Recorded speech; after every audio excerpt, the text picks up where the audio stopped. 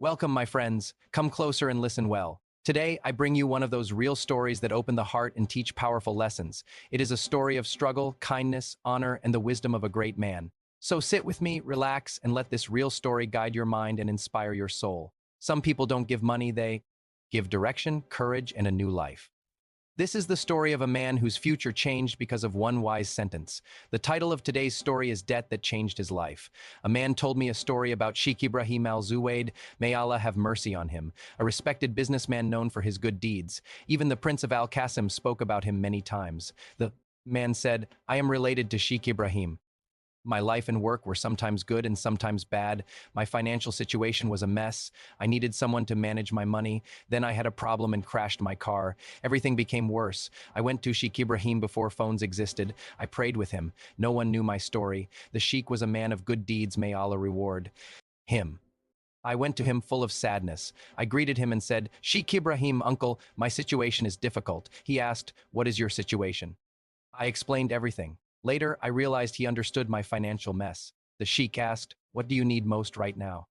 I said, my car is broken. He gave me 40,000 riyals for a new car. This money is a trust, he said. I want it back. Take it seriously. I felt upset. I didn't expect that. I thought, he is rich, gives me this money, and still asks for it back. The sheikh said again, I want it back. I asked, when?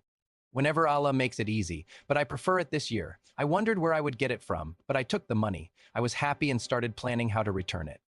I bought a car, worked with it, and saved little by little. I used to see the sheikh in gatherings. I would sit far away so he wouldn't ask about the money.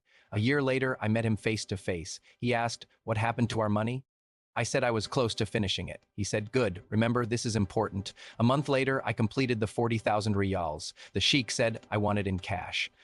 I gathered the money. It was the first time I ever saved such an amount. I went to the mosque. After prayer, I walked behind him and greeted him. The sheikh whispered, give him the money and leave. But a good man came with us. I handed the envelope to the sheikh. He held the money and asked, is it the full 40? Yes, I said. Come inside, he said. We sat, drank coffee, and talked. Then he said, I never planned to take this money. I will not ask for it. Take the 40 again. I was shocked. He held my hand and said, do you remember when I gave you the 40,000? Yes. What did you think of it? It helped me so much, I said. Now I give it to you again, but take it with your head held high. Never humiliate yourself, not to me, not to anyone. When I told you to push yourself and fix your life, look, you did it. This money won't make me richer or poorer. Learn this. If you honor yourself, you honor your children. If you depend on others, you lose your dignity. I hugged him and almost cried. That moment was over 25 years ago. Since then, I built a home, supported my children, and lived with stability because of Sheikh Ibrahim's advice. I say to parents, teachers, and caregivers, teach children responsibility, teach them to work, to buy and sell, to depend on themselves. Don't let them be a burden. He told the story of Abdurrahman ibn Auf. The Prophet paired him with Sa'd ibn Rabi. Sa'd offered half his wealth and a wife. Abdurrahman said, may Allah bless you.